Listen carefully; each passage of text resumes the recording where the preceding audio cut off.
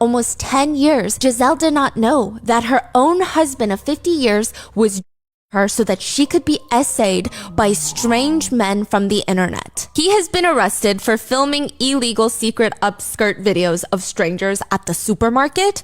He's crying, trying to explain to his wife that it must be the old age. It must be the madness.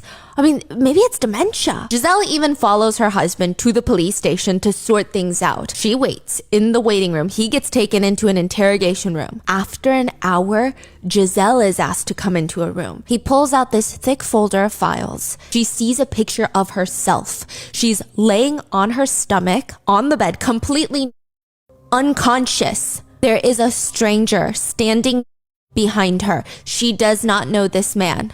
Then another photo, another strange man that she does not know, and she does not remember these photos. How could she not remember any of this? That's her bedroom. After arresting Giselle's husband, Dominique, for filming upskirt videos in a supermarket, they searched his devices, and in a folder on a USB, they find nearly 20,000 digital files. Inside that folder, they found new subfolders, at least 80 of them, each with names and sexual acts. The name of each man that came to essay his wife, Giselle, had their own folder. Most of the in-depth information on the case is in French. There is a book written by the daughter using her pen name, Caroline Darien. It's titled, "And I Stopped Calling You Papa." There's a medical mystery in the family. Giselle is sick. Giselle's kids know that something is wrong with her. Sometimes she would call them, and in the middle of the phone conversation, she would start rambling. Other times, she would be FaceTiming one of her 6 grandchildren, and the kids would be excitedly telling her about their weekend, but Giselle would just start asking some incoherent questions. Caroline, one of Giselle's kids, would take the phone. "Mom, what's going on? Are you all right?" One time she asked, "Mom, what day is it today?" Giselle couldn't even answer. Her 3 adult children, they live hundreds of miles away. They live in Paris, and Giselle and her husband Dominique, they live in like the south of France, the mountainside, in a tiny little town. Dominique, the dad, always downplayed it. "Your mother doesn't know how to save herself. She's always on the move. She's hyperactive." She had her scans done. Nothing. But in the next 8 years, for most of Giselle's 60s, it just only gets worse. Giselle has insomnia. She's losing chunks of her hair. Her weight is just shedding off. She's already quite a frail woman, and it's alarming when someone at that age starts just rapidly losing weight. She's losing 17 pounds in the span of just a few years. It's not until 2019 that Giselle goes to see yet another neurologist. He tells her, melatonin. Take some melatonin to go to sleep. What? Yeah, that's it. That's his solution. Dominique would post pictures of his wife, Giselle, all or in very skimpy lingerie and in very suggestive poses. In each and every single picture, she is completely unconscious. In each posting, he would even offer to show videos of previous strangers essaying his wife to help get that initial arousal started. So the guy's face are in there too, right? Yes. He's posting on a forum called Without Them Knowing. He did not ask for any sort of payment. This wasn't some sort of one-for-one situation either, crime for a crime. All Dominique demanded from them was that he be allowed to film the whole crime, the whole thing. Giselle immediately leaves her husband of 50 years. She packs her things, leaves the house. Her life is genuinely very mundane is how she describes it, until she finds out that her mom is an essay victim of over at least 50 men, and her dad is the main perpetrator. Caroline's son is about to turn 6.5 years old, which this is in 2020, so it's rough. She has to teach him how to properly wear a mask to school. It's COVID times. But while practicing how to wear the mask properly, Caroline takes a picture, posts it onto her Facebook, and immediately Caroline's father, Dominique, comments, "My poor little Tom." These are all fake names, by the way. "Good luck for this rather special back to school. Your papa who loves you." That would be the last time Caroline would ever interact with her father. November 2nd, 2020, Caroline's husband, Paul, receives a voicemail on the family landline. Caroline's at work. He goes to the phone. He picks it up. It's Caroline's mom, Giselle. "It's urgent. It concerns Dominique, your dad. Call me back, please." Caroline says they're instantly going into panic. Paul's panicking because this is the height of COVID. Dominique has respiratory problems. We don't know what's going to happen. Naturally, they believe he's in the ICU. But then another voicemail. You have one unheard voicemail from the local police lieutenant. Paul doesn't listen to that one. Instead, he calls his mother-in-law back first. "Wait, what's going on, Giselle? What's happening?" Dominique, he's going to be incarcerated. He was caught in the act, filming under the skirts of 3 women in a supermarket. He was held in custody for 48 hours, then released, and in the meantime, the police had searched his mobile phone, several SIM cards, his camcorder, his laptop. It's much more serious than that. The facts are much more serious. Caroline's mom says she'll call Paul back once Caroline is home because she needs both of them there. She needs to tell them at the same time. In the meantime, Paul calls the police station back and they tell him, "We have found videos showing your mother-in-law asleep, visibly with men essaying her." At the moment, 73 men as we speak. We have identified at least 50 of them. Your father-in-law was very organized. He photographed and filmed all the acts. Paul and the police are terrified for Giselle's life. The amount of that must have been carelessly and recklessly, heartlessly shoved into her system. She's elderly. And now all the trauma that comes with all of this. But also Paul is terrified for his wife, Caroline, how she's going to handle this about her parents. So that evening, Caroline walks in through the front door. And at that exact moment, Caroline's phone rings. It's her mom. Caroline says in moments of trauma, a traumatic shock in particular, people often remember just one detail. In that moment, Caroline remembers looking past Paul and staring at the oven, and in white blocky numbers, it reads 8:25. 8:25 p.m. It's ingrained in her brain. She said 8:25 p.m. I would be living the last seconds of a normal life. Your father invited men to the house when I was unconscious in our room. I saw several pictures of me asleep, lying on my stomach and on my bed with different men each time, all strangers. Giselle stated that Caroline made a whelping noise akin to an animal being wounded. It was like a howl. Caroline's brothers are alerted. All 3 of them, they rush to meet up with Giselle and take her away from this small little mountain town. Caroline said she had to know. She asked the detective sitting there and she's like, I don't even know if I want to know the answer to this. Did my father show any remorse for my mother, for his children, his grandchildren, for betraying his whole family like this? No. Your father simply thanked us for taking the weight off his shoulders. Caroline and her siblings, they leave the police station. They're fuming. But right when they get to their parents' house, because Dominique is already detained at this point, so he's not there, they're trying to help Giselle pack her things, trying to leave. Caroline gets a call from the police officers. Hello?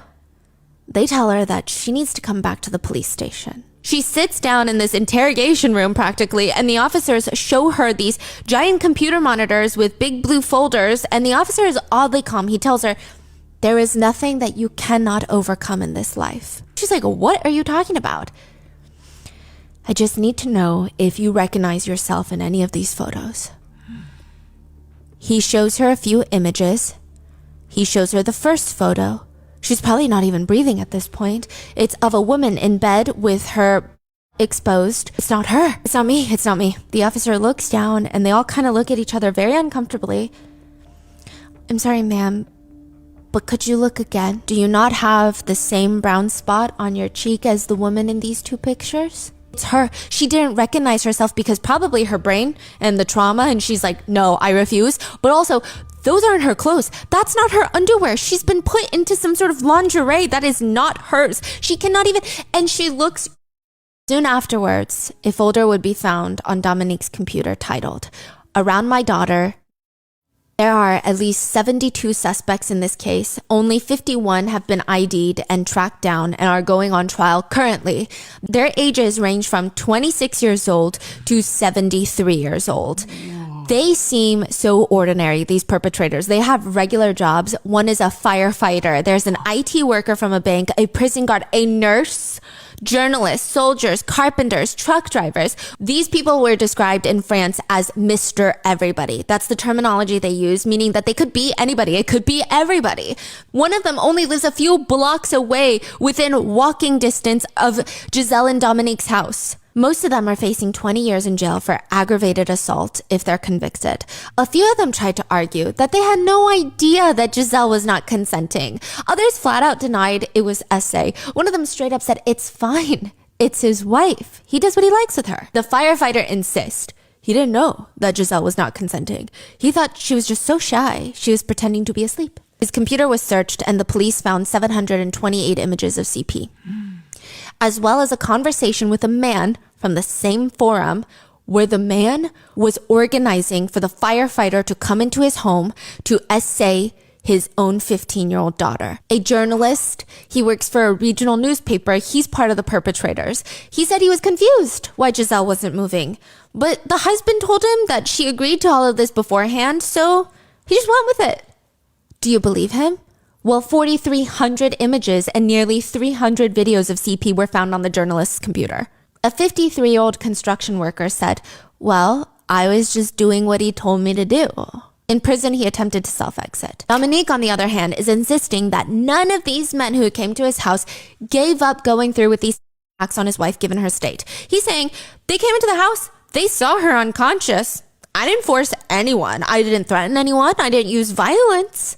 And they still did what they did. He said each individual was in possession of their own free will to leave and stop these acts. Except his wife, a 54-year-old electrician, stated he never received consent to do what he did, but he doesn't believe it to be non-consensual. Why? Because Dominique, the husband, was there. And he said it was okay.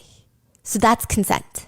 In one video, another man is heard essaying Giselle and saying, it's crazy, she doesn't wake up. To which Dominique is heard responding, I've been like this for years. The IT guy from the bank, he denied essaying Giselle, but the police showed him the message he sent to Dominique that read, does the sleeping pill work? Let me know when it kicks in, because I still have 20 minutes of driving ahead to get there. There were CP images found on his computer. Giselle would be the one to request the trial be public. She said the 51 men involved should be confronted with the public gaze. Remember how he never asked for financial compensation or a trade-off for the crimes that were committed on Giselle? He did indeed, though, go to other people's homes. Dominique was not just the one inviting R-worders over. He was also an R-worder. He would go to other people's homes with the intention of essaying wives. He writes on the forum that one time he was caught trying to assault a woman. He says it was a failed operation. That night, he walked into the bedroom and the victim had clearly suspected her husband. She did not drink whatever he had put in her glass. She poured it down the sink. She pretended to be asleep to see what the was going on before turning on the light. She heard rustling, she heard whispering, she heard someone coming in. She whips on the light. Dominique is in the room trying to pull off his pants. And he writes on the forum, I was like a rabbit trapped in the headlights of a car. I thought I was done for. I was pulling down my pants. Boom, lights turn on. She's standing up next to the bed. The rest of the post goes on to scold the host husband for his lack of vigilance. He says he screwed up the entire plan. He could have ruined this all, is how he puts it. And then what happened? He just left? He just left. Other new findings include there is an occasion where Dominique had taken Giselle to visit their daughter Caroline at her house in Paris. On the drive back home, Giselle does not remember a single thing. This is in the middle of the day. They're road tripping back home, morning time. The whole thing is worrisome for the whole family because she's calling her kids like, I don't remember a single thing from that drive. It's been reported that Dominique his wife so he could have her be essayed at the truck rest stops on the highway. The authorities found videos of Giselle being unconscious and essayed by a 34-year-old man in Caroline's house, in his daughter's house. The assault lasted several hours. When Caroline was shown screenshots of the video to verify that it was her house, she said, how could he commit these acts of just barbarianism in my home, in my privacy? How are we going to be able to live normally in this house after all of this? But the authorities tell her that's not all. They found a few more photographs. And it's Giselle unconscious, dressed in black lingerie in Caroline's bedroom of her vacation home. They asked Caroline if they could stay in her vacation home. And even there, he was inviting strangers over. Caroline says, knowing strangers have entered my home to abuse my mother is unbearable. I feel like vomiting. At one point, he told the investigators he only started his wife because he wanted her to dress in these lingerie clothes and stuff, and she would have never agreed to it because she's so modest. And then eventually that led to him inviting others to participate. And in front of the judge, he only refers to his wife as a saint. The love of my life. She is a saint. Which is fascinating because he was just calling her hundreds of times in the crime videos. Dominique was asked if he was attracted to his daughter, to which he responds, he does not remember having those photos of his daughter in his possession. He states Yes, she is my daughter, but that doesn't mean anything to me. And you can see that in addition, she is way too young compared to what I'm usually into. She's not my type at all. I never touched my daughter. 4 months later, both the two brothers, fake names, Julian and Thomas, their wives were asked to come to the police station. No way. Photos were found of the daughter-in-laws. When he would visit, it doesn't appear that they were. It appears that he hid cameras in their bathroom and bedrooms to take pictures and videos of them changing and getting. He would then post those photos online with filthy, degrading comments against his family members. And side note, he would even post the pictures of his own daughter, Caroline, right? He always referred and captioned his daughter's explicit photos as his wife's daughter. Even with all of that coming to light, he still has the audacity to write to one of his sons. My son, I have thought for a long time since my detention before writing to a member of the family. I think your sensitivity as an artist will be able, I hope, to transmit these few words which will be the last as a correction to all. I will respect your silence, which I understand. I tried to do my best until these last terrible dark years of my personality. I'm thinking of all of you. I miss you all very much. I wish everyone many beautiful things in your lives. I miss all the little ones, even if the last one is unknown to me. Maybe it's better that way. Know that your mom is and will still remain the love of my life. Dominique has pled guilty of the charges against him, but there will still be a trial. Side note, a lot of people think that the doctor should also be investigated because he's getting a lot of these prescribed to him. He's getting a ton of lorazepam and Ambien, 450 tablets in the space of a year, which is a lot. Since the start of this trial this month, taken to trying to make it seem like his wife Giselle had multiple affairs outside of their marriage. He has also tried, he's also tried to blame this on the fact that his dad was not a good man.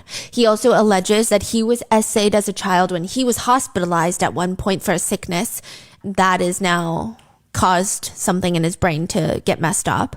He is facing 20 years in prison. He is 71 now. In the book, Caroline tries to recount any and all red flags that might have come up over the years because maybe it can help somebody else. And she says, there's really none. These are the only ones. Giselle had a falling out with one of her best friends from college. This best friend would often come over to stay with the family, but Giselle's kids knew her well. They loved her. They all like her. One day, she's just no longer part of their lives. The story that Giselle's kids heard were little bits and pieces, and there was some sort of big falling out between Giselle and her best friend, and for some reason, their dad, Dominique, was a big part of it. Giselle's best friend told her, Dominique has been trying to be inappropriate with me while I've been staying at your house. And she backed her husband? There was no proof. She spoke to the friend, got her side of the story, spoke to her husband, got his side of the story. But you have to remember, she met her husband when they were 18. They got married. She met this friend in college. Yeah. They'd, at this point, had probably been together at least 20 years. Looking back, Caroline thinks this was the beginning of her dad's insidious hold on their mother. Eventually, it just got worse. When Giselle's mysterious health problems would get worse, he told her, you can't drive. You can't go out alone. She couldn't remember things. Her husband was the only one there for her. Side note, when Giselle divorces him, she realizes that he wasn't just managing the finances out of love. He had taken out significant loans in her name. Obviously, this is not a sign of anything, but Caroline writes in her book about how her father never made her uncomfortable, but her father's father had. So Caroline's grandpa. Dominique's dad had been married for most of his life, and together with his wife, they had adopted this little girl named Lucille. So this is Dominique's adoptive sister.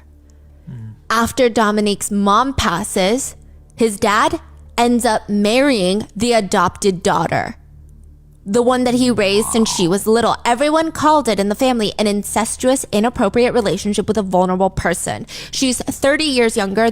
She was 25 when they got married. I mean, he raised her and now he's marrying her and is practically full on abusing her. Caroline remembers going to grandpa's house, seeing Lucille, step-grandma. She's 25. She can hardly write. She's not even allowed to change the TV or radio station without her husband's consent. In this case, after her quote, husband's death, she was hospitalized. Not from grief, but likely from the PTSD of trauma and abuse. Everyone practically disowned the grandpa at this point, including Dominique.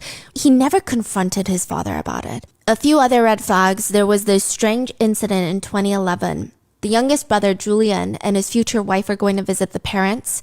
They were staying with them for the weekend. One day, Julian's future wife comes up to him and she's looking so uncomfortable, a little panicked. What's going on? She had just caught Dominique aggressively self-pleasuring, sitting behind his computer screen in his office, but the door was left wide open. Recently, Giselle has stated that there was one incident in around 2011 where she woke up in the middle of the night to Dominique having intimate relations with her. She knows now in 2024 it was our word because she didn't consent at that point, and yeah, you still need to get consent from your significant other. She just asked, "What are you doing?" and then went back to sleep. She said in that moment, she thought, I thought he had the urge to do it and we were married, so I didn't take it any further. Caroline remembers growing up, he just was always in need of money and would never pay her back. He would even go into her savings and take all the money that she earned from her summer jobs, which is also explains how he does not care to leave his wife in a pile of debt. Other things would include Dominique was obsessed with taking pictures of Giselle just going about her normal everyday life. She found it very annoying. She would tell him, "Stop, could you stop?" But he said, "You should be pleased that after 50 years, your husband still wants to take photos of you." He did ask her casually one time, "Do you want to try swinging?" Okay, so yes, these isolated incidents of me telling you back to back seem like a lot of signs, but he never pressured her. He never asked again. And this is in the span of like 50 years. Yeah. She said categorically, "No, I will never do swinging." Never brought it up again. Yes, and there's one incident that I do think is much more alarming, but I don't think it ties to this. So when she was caught for her affair, he grabbed her by the collar of her shirt and slammed her up against the wall in anger. The kids witnessed this. I think at that moment, they also wrote it off as like a very sticky situation. Yeah. She was having an affair and Yeah. so, that's about it, really, that they could come up with. While all of this is unfolding, Giselle has filed for divorce. When she first found out about the secret tapes, the abuse, she said she had thoughts of self-exiting. There are at least 200 scenes of essay, 90 by strangers. The rest are Dominique recording himself essaying his wife while she was. Some of the assaults lasted 6 hours long. This is probably one of the most powerful books I've read in a really long time. The way she writes is just so raw and unforgivingly honest. She writes about how with the upcoming trial, she's scared. She says, "I'm afraid I won't be able to hate him." And she wants to tell him, "The happy image of our family has been shattered. Now you are the organizer of, and you're a terrible liar. Mom tells me about your last breakfast you had together. Absolutely normal. How much insincerity is required for someone to convincingly show a near comical level of tranquility for all these years? What if an had killed my mom? What if she hadn't woken up? Not for a moment did my father ever think that my mom's heart might not hold." Caroline says, "I feel betrayed and I feel ashamed to be a daughter of this torturer." There are going to be potentially other trials for Dominique. He is being investigated in the essay and murder of a 23-year-old woman in 1991 and the attempted essay of a 19-year-old in 1999, where some reports state a realtor was showing a house when a man pretending to be a prospective buyer shows up with a box cutter trying to essay her. She manages to escape. According to some reports, he has admitted to the attempted essay in 1999. But he denies being involved in the murder. Now, get this part. Remember how he gets arrested for taking pictures up skirt at the supermarket? That was actually his second time getting arrested for that. He was arrested before, but Giselle never knew about it. Now, the second time he's arrested, I believe they had just opened up a bunch of closed cases. A 1999 attempted essay case gets opened up again. DNA is a match. And that is why they search all of his stuff. And they build this case against him. Wow. He almost lived his whole life without getting caught. Yeah. At least as of right now, there's no firm answer on whether or not he will be tried for those crimes. Additionally, the police identified another woman who was essayed by Dominique at least a dozen times between 2015 and 2020. It seems like this is the one that turned on the light. She was in a state of chemical submission because of her husband, and Dominique would come and essay her. But the trial might be tricky considering the victim is still in contact with her partner, with her husband, after he's been incarcerated, and she would prefer not to file a complaint against her husband nor Dominique. He may face way longer than 20 years if these go to trial as well, but since then, Dominique's nieces have been coming forward. They said, "We've actually kind of had a few more signs than other people." They alleged that when they were younger, Dominique, their uncle, would have this weird insistence on playing doctor, and he allegedly only agreed to buy them toys if they would undress. Caroline started an awareness campaign called Don't Put Me to Sleep to fight against facilitated essays. And as for right now, the trials are currently ongoing. They are expected to reach a verdict by December 20th of this year.